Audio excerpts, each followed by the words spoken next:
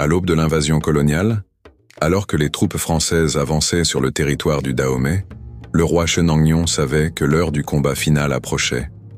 Refuser la guerre, c'était accepter la soumission. Mais Chenangnon n'était pas un roi ordinaire.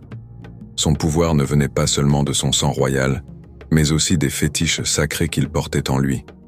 Avant d'entrer en guerre, il rassembla les prêtres vaudounes, qui réveillèrent les esprits des ancêtres et réincarnèrent les fétiches protecteurs du royaume dans son propre corps.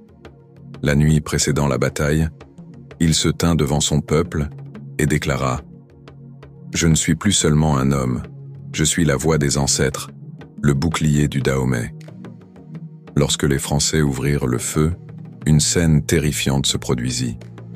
Les balles semblaient s'arrêter dans l'air, déviées par une force invisible. Certains soldats jurèrent avoir vu des ombres immenses se dresser derrière le roi, des figures d'ancêtres armés de lances et de sabres de feu. Les troupes coloniales, prises de panique, reculèrent.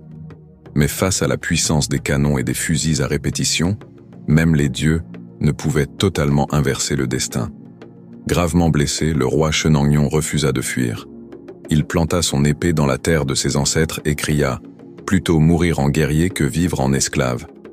Les derniers témoins racontent que son corps tomba, mais que son esprit resta debout. Le vent se leva, une tempête éclata, et le sang du roi se mêla à la terre, la rendant sacrée à jamais. Aujourd'hui encore, on dit que l'âme de Chenangnon veille sur ses descendants et que quiconque marche sur son champ de bataille entendra son cri « Vaincre ou mourir ».